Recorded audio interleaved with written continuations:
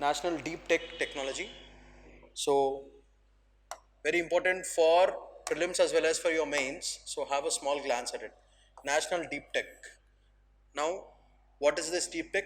Deep tech is nothing but technology which uses components like AI, uh, your robot technologies, artificial intelligence, then you also have biotechnology, microbial biotechnologies, all the new and quantum theories, quantum engineering, all new technologies are put into a basket, and that basket is called deep tech.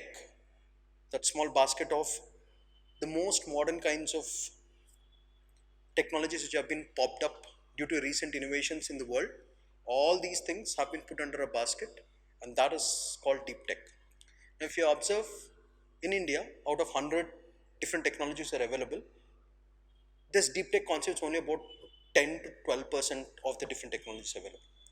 So this deep tech has a lot of innovations and future impacts which are going to happen over the period of time. So they thought, let's bring a draft policy exclusively not just for general technologies but for these specialized technologies which are called deep tech.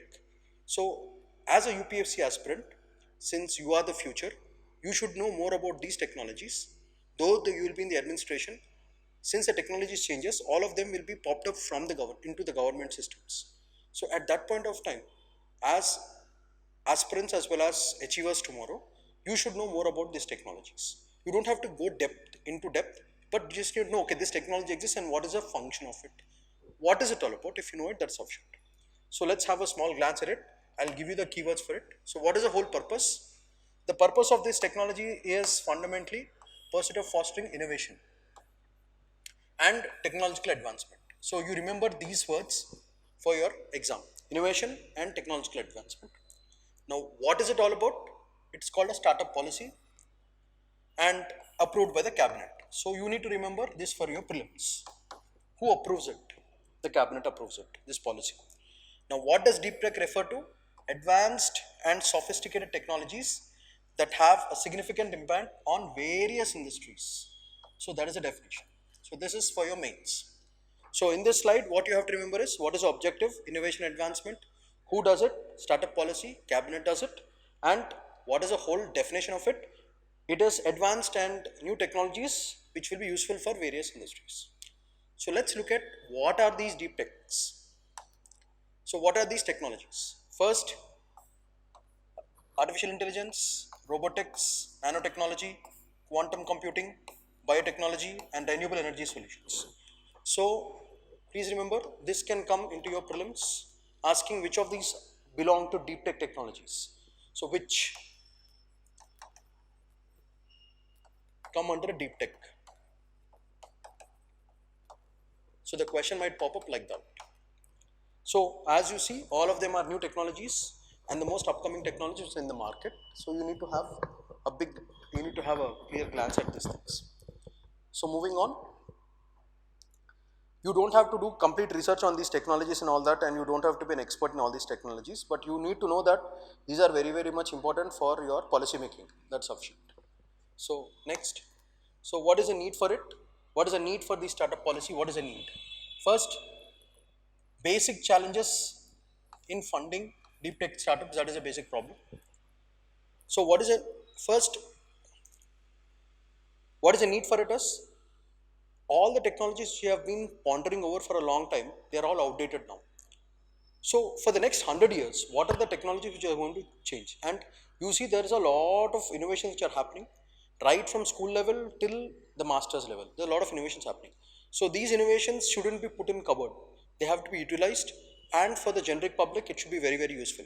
So keeping that in mind and also keeping all the different scientific breakthroughs which are happening, this will act as a fundamental policy for utilizing all those technologies for a greater good. That is the whole purpose of it.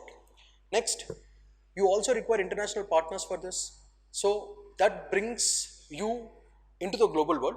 We are already a part of the global world, but in technological sense also, Indians should slowly become global citizens.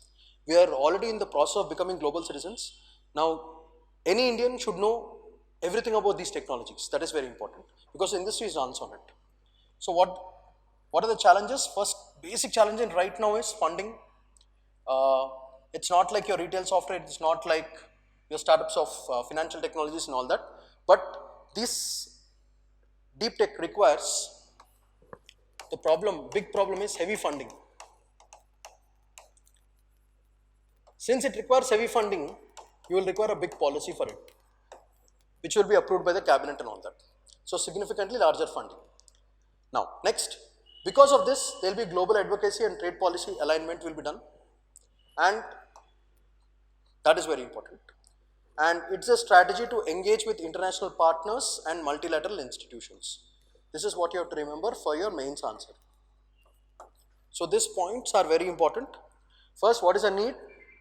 I told you, bring all the technologies, become from a common citizen to a global citizen.